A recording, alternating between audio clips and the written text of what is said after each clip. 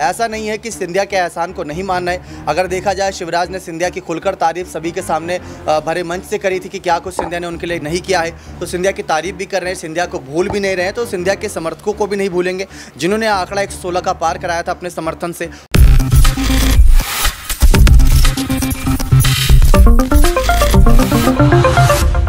नमस्कार, मैं प्रांशी राठौर और आप देख रहे हैं नेक्स्ट 9 न्यूज़। एक बार फिर से स्वागत है हमारे स्पेशल प्रोग्राम आमने सामने में, जिसमें हम चर्चा करेंगे मध्य प्रदेश की सियासत के बारे में।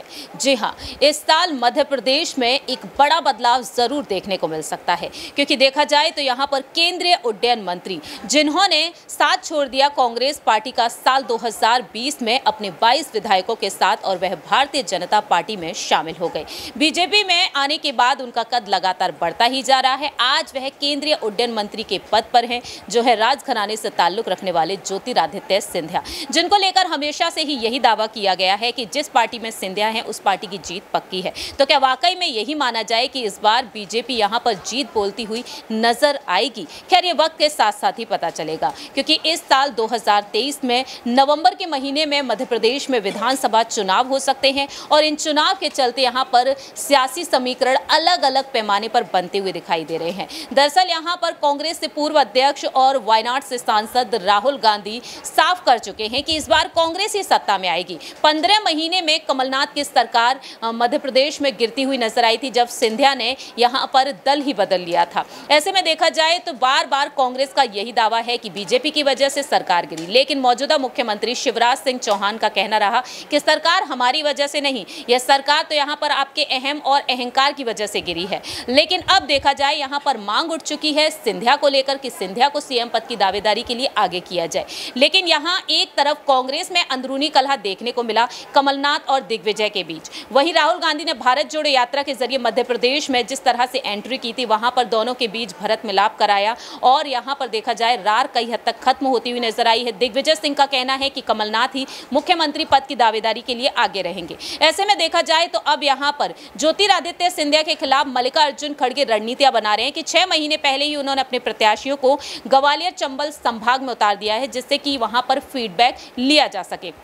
ऐसे में अब यहां पर सिंधिया के समर्थकों के मंत्री पद भी यहां पर खतरे में पड़े हुए हैं, क्योंकि शिवराज सिंह चौहान साफ तौर पर कह चुके हैं कि आखिरी चेतावनी है, 6 महीने के अंदर आपको अपने विधानसभा क्षेत्र में यहां पर बदलाव करके दिखाने हैं, विकास होता हुआ नजर आना चाहिए, नहीं तो उन्हें मंत्री पद से हटाया भी जा सकता है। और हाल ही में यहां पर सिंधिया समर्थक महिला मंत्री इमरती देवी का बड़ा बयान भी आया है। डबरा से वह हारती हुई नजर आई थी, लेकिन कांग्रेस में जब वह रही थी तो 2018 में उन्होंने जीत हासिल की थी। तो ऐसे में देखा जाए, यहां पर सिंधिया समर्थकों का मंत्री पद काफी मुश्किलों में पड़ा हुआ है। तो राय यहां पर लेना चाहेंगे हमारे सहयोगी दीपक से कि आखिरकार उनका क्या कुछ कहना रहेगा। तमाम यहां पर सवाल रहेंगे सिंधिया समर्थकों को लेकर, और क्या यहां पर सिंधिया को अगर यहां पर वो बदलाव नहीं मिले, अगर उनके समर्थकों को मंत्री पद नहीं मिला, तो क्या सिंधिया यहां से भी बगावत करते हुए नजर आएंगे, यहां से भी उनकी विदाई होती हुई नजर आएगी? इसी पर चर्चा करेंगे। तो दीपक, आपका बहुत बहुत स्वागत है। धन्यवाद। जैसा कि दीपक आप भी जानते हैं कि इमरती देवी ने हाल ही में बड़ा बयान दिया है,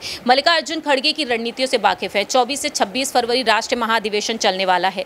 तो ऐसे में यहां पर अहम फैसले मध्य प्रदेश की सियासत में ये लिया जा सकता है कि कमलनाथ को मुख्यमंत्री पद के लिए आगे किया जा सकता है। तो आपको यहां पर क्या लगता है, क्या वाकई में यहां पर सिंधिया समर्थकों को यहां पर शिवराज के कैबिनेट में जगह मिलेगी एक बार फिर से? देखिए, बीजेपी हमेशा जब भी कैबिनेट अपना तय करती है या फिर उन विधायकों को, मंत्रियों को चुनती है, तो बहुत सोच समझकर चुनती है। गुजरात में भी हमने देखा था, गुजरात में कई बड़े दिग्गज नेताओं को उन्होंने पत्ता कहीं ना कहीं साफ कर दिया था, ये सोचते हुए कि आने वाले वक्त में ये सब कहीं ना कहीं पार्टी के लिए नुकसानदायक हो सकते हैं, क्योंकि जैसे जैसे उम्र बढ़ेगी वैसे वैसे इनसे काम निकलवाना थोड़ा मुश्किल रहेगा। इसलिए उम्र दराज नहीं बल्कि युवा नेता प्लस एक्सपीरियंस नेता को जगह दी जाती है, और जो एक्सपीरियंस नेता है उनको आगे जिम्मेदारी दी जा सकती है। क्योंकि बीजेपी देखा जाए तो बीजेपी के पास कई सारे ऐसे यहाँ पर राज्य हैं, और साथ ही साथ लोकसभा उनके हाथ में, कहीं ना कहीं लोकसभा की ज़्यादातर सीटें उनके हाथ में, 300+ सीटें हैं। तो वहाँ पर भी उन मंत्रियों से काम लिया जा सकता है, किसी को रिप्लेस किया जा सकता है, उपचुनाव भी स्थिति बनता है तो वहाँ पर उतारा जा सकता है, या किसी को अपनी चुनावी समिति में शामिल शामिल। तो बीजेपी बढ़ती पार्टी और बढ़ती पार्टी में हर नेताओं को जगह मिल ही जाती है, हर कोई फिट हो जाता है समय के साथ। तो ऐसे ही अगर यहाँ पर कहीं ना कहीं ज्योतिरादित्य सिंधिया के मंत्रियों की बात करें तो सिंधिया के मंत्रियों को अगर आज नहीं कोई बड़ा पद मिल रहा है तो उन्हें सब्र रखना होगा, क्योंकि बीजेपी उनके लिए कोई ना कोई फैसला, कोई ना कोई ऐसा बड़ा पद तैयार कर रही होगी जो आने वाले वक्त में उनको ही फायदा देगा। क्योंकि ऐसा नहीं है कि सभी को मंत्री बना दिया जाएगा, ऐसा भी नहीं है कि किसी को भी मंत्री नहीं बनाया जाएगा, सबको बराबर के पद दिए जाएंगे। बीजेपी के पास ज़्यादा विधायक हैं, उनके पास करीब 109 विधायक हैं, सिंधिया के पास 21 से 23 विधायक बताया जा रहा है। तो सबसे पहले तो उन 109 विधायकों पर गौर करना होगा ताकि उनमें से कोई नाराज ना हो जाए। ऊपर से सिंधिया के आने के बाद तो बीजेपी में फूट पड़ी थी, बीजेपी के मंत्री भी आपस में लड़ रहे थे सिंधिया के खिलाफ ही। तो ये सारी चीज़ें बीजेपी देखेगी कि उन्हीं मंत्रियों को पद दिया जाए जो काबिल है, जिनको पद देने के बाद रीजन बताया जा सके कि इस वजह से दिया है। जैसा कि यहाँ पर यह दावा किया जा रहा है कि उम्र के आधार पर कहीं ना कहीं उन्हें टिकट मिलेगा। गुजरात में जो फॉर्मूला अपनाया गया था, गुजरात उस फॉर्मूले को लेकर यहाँ पर बीजेपी चलेगी। अगर सिंधिया समर्थकों को वाकई में यहाँ से हटा दिया जाता है तो क्या यहाँ पर उम्र के आधार पर कोई अलग जिम्मेदारी उन्हें सौंपी जा सकती है? क्योंकि सिंधिया को लेकर यह भी कहा जाता है कि जब वह कांग्रेस से लड़ सकते हैं अपने समर्थकों के लिए तो कहीं ना कहीं वह बीजेपी से भी लड़ते हुए नजर आ सकते हैं। देखिए, कांग्रेस पार्टी कहीं ना कहीं, कांग्रेस पार्टी में तो समर्थक आपस में ही लड़ जाते हैं, विधायक आपस में लड़ जाते हैं। तो ये कोई बात पुरानी नहीं है कि वहाँ लड़ाई नहीं होती, अंतर्कलह नहीं होती।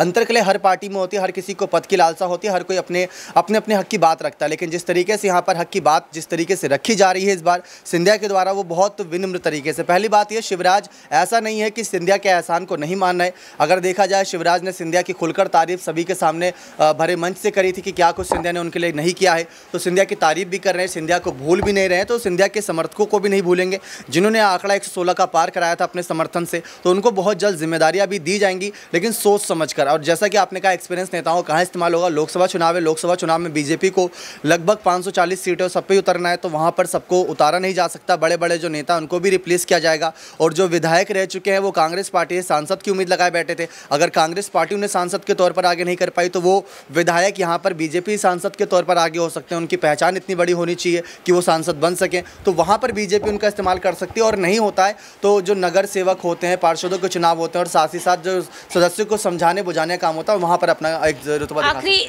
सवाल दीपक यही रहेगा, दावा ये किया जा रहा है कि सिंधिया को इस बार नहीं मुख्यमंत्री पद के लिए तो कहीं ना कहीं आने वाले समय में उतारा जा सकता है।